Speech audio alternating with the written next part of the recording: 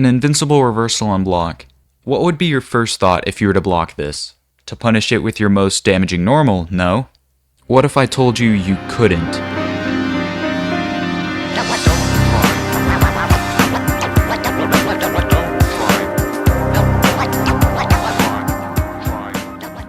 We all know how wake-up reversals work, right?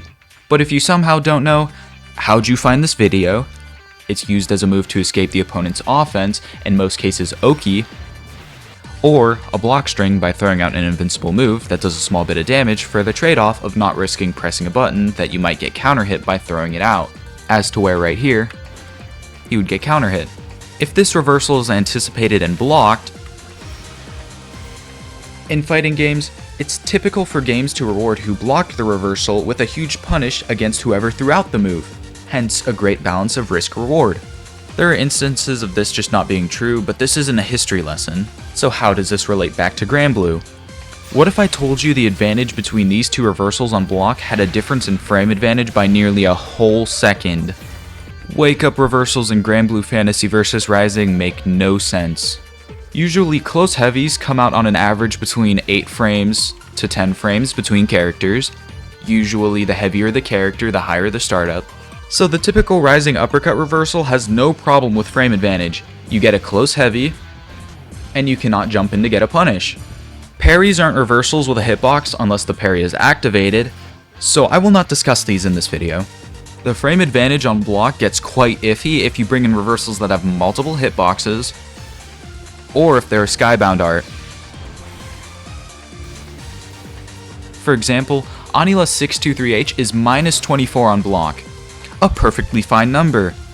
But comparing it to this DP, this move is minus 8, which if you were the average character with a move that came out frame 9, you wouldn't be plus enough for this. And this doesn't take into consideration that this move pushes you out of close range if you were to stand block this. So that right there is a knowledge check right there. Crouch blocking this keeps you in close range.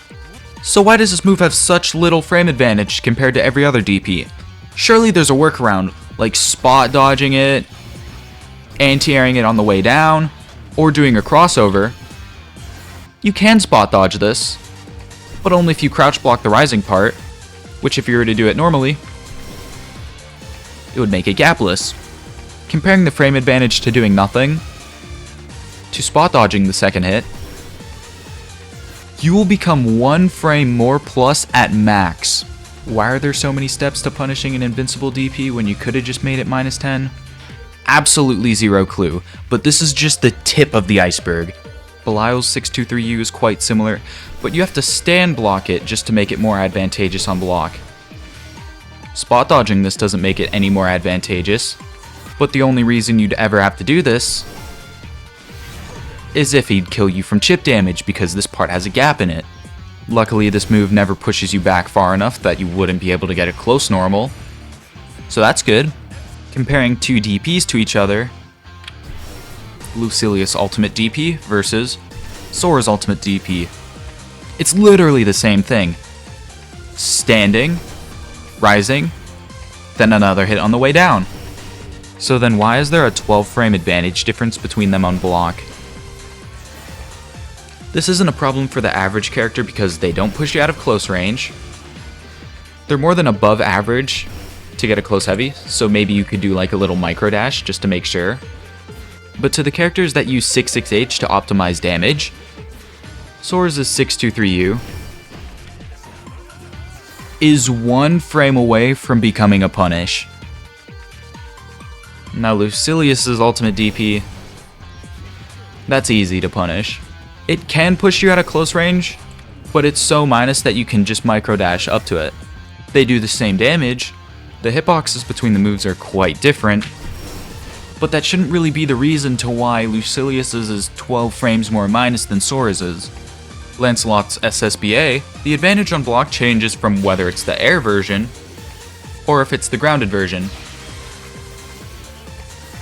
The air version is a lot less minus than the grounded version, which just leaves another reason to not use this, but his SSBA on grounded hit is an average of -8. It's spatially specific on how advantageous it is, being a minimum of -7 to sometimes -10. As you can see, this is quite a problem for a character whose move comes out frame 9, so why couldn't this move just be a consistent -16 for consistency? It's a wake-up reversal, it's your comeback mechanic, and it got blocked. So why am I rolling a d20 to see if this move is punishable?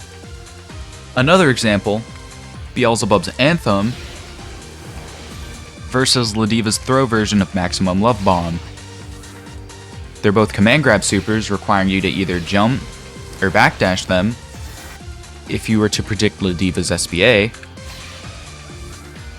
just jump and do your heaviest normal. Now Beelzebub's Anthem, what if you were to accidentally jump backwards? It's all good, you can jump back in. In the end, it's fine for the game to have different knowledge checks, like a DP that has to be spot dodged on the second hit, like Veer's medium DP and install. But they took that out of the game.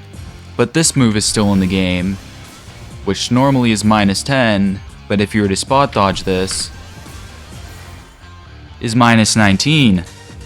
So from them getting rid of the spot dodgeable second hit of Veer's medium DP to actually make it punishable, it seems like they're trying to take out the knowledge checks the majority of the players already knew about. But what I just want for this game is that every single reversal in this game is a consistent -16 at minimum.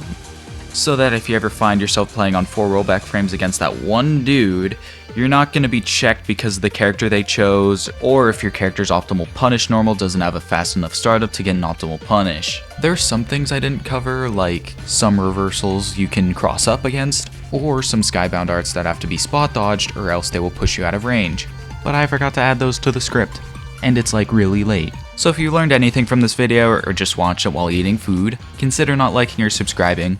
The Avatar Belial guide is finally being edited, and as of now I have 13 hours of footage left to trim. And with that, I'm out of here.